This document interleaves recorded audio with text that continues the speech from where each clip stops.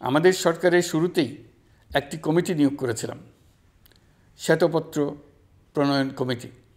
এই কমিটির কাজ ছিল অভ্যুত্থানের পর অর্থনীতি কোন পরিস্থিতিতে যাত্রা শুরু করলো তার একটা দলিল রচনা করা।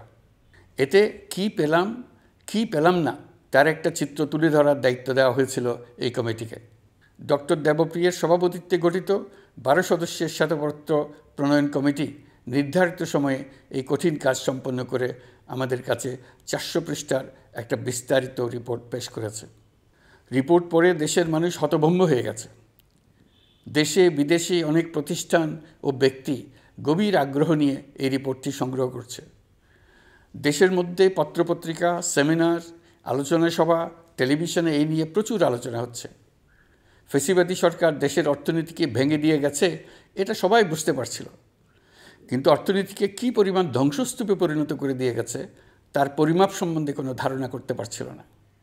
শ্বেতপত্র প্রণয়ন কমিটি হিসেব নিকেশ করে এর পরিমাণ বের করে দিয়েছে। এই রিপোর্ট পড়ে সকলে অবিশ্বাস্য চোখে একে অপরের দিকে তাকাচ্ছে, কারো মুখে কথা বেরোচ্ছে না।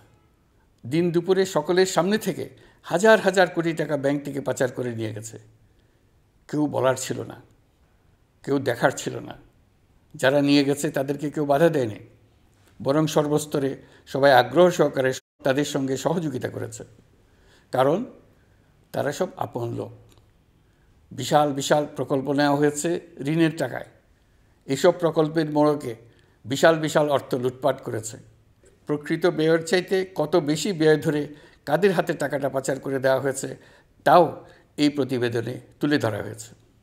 শ্বেতপত্র প্রণয়ন কমিটি তাদের প্রতিবেদনে তুলে ধরেছে যে বার্ষিক উন্নয়ন ব্যয়ের প্রায় অর্ধেক টাকায় লুটপাট হয়েছে।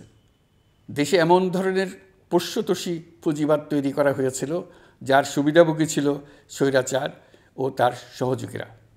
প্রতিবেদনে উল্লেখ করা হয়েছে যে নির্দিষ্ট কিছু গোষ্ঠীকে সুবিধা দিতে যে পরিমাণ কর ছাড় দেওয়া হয়েছে সেটা অর্ধেকে নামিয়ে আনা গেলে দেশের শিক্ষা বাজেট দ্বিগুণ, স্বাস্থ্য বাজেট 3 গুণ করা সম্ভব ছিল। পাচার করা এই টাকা আপনাদেরই টাকা। তারা প্রকাশ্যে আপনাদের কষ্টার্জিত টাকা লুট করে বিদেশে ভোগবিলাসে ব্যয় করছে। সম্প্রতি গার্ডিয়ান পত্রিকাতেও পাচার করা টাকায় গড়ে তোলা সম্পদের পাহাড় নিয়ে একটা সচিত্র প্রতিবেদন প্রকাশিত হয়েছে। পাচার করা এই সীমাহীন অর্থ এখন আবার দেশে গোলযোগ সৃষ্টি করে তারা এদেশে ফিরে আসার সুযোগ সৃষ্টির কাজে ব্যয় করছে। আপনারা দেখতেই পাচ্ছেন এই টাকা কীভাবে দেশের সংহতির বিরুদ্ধে সকল প্রকার অপপ্রচারের কাজে লাগানো হচ্ছে। প্রতি বছর অর্থনৈতিক প্রবৃদ্ধির যে হার দেখানো হয়েছে সেটাও মন গড়া। দেশকে এবং পৃথিবীকে বলা হচ্ছিল কি সুন্দর দেশ বাংলাদেশ, লাফিয়ে লাফিয়ে তার উন্নয়নে এগিয়ে চলছে। এখন বাংলাদেশ ব্যাংকের বড় কাজ হলো পাচার করা টাকা দেশে ফিরিয়ে আনা। তারা তাদের সর্বোচ্চ ক্ষমতা দিয়ে সেটা চেষ্টা করছে। কাজটা কঠিন, কারণ এই বিষয়ক আইন কঠিন। আমরা বাংলাদেশ ব্যাংকের সাহস ও সমর্থন দিয়ে যাচ্ছি। বারবার বলছি, অন্তর্বর্তী সরকারের আমলে আংশিক টাকা হলেও যেন ফেরত আনা যায়।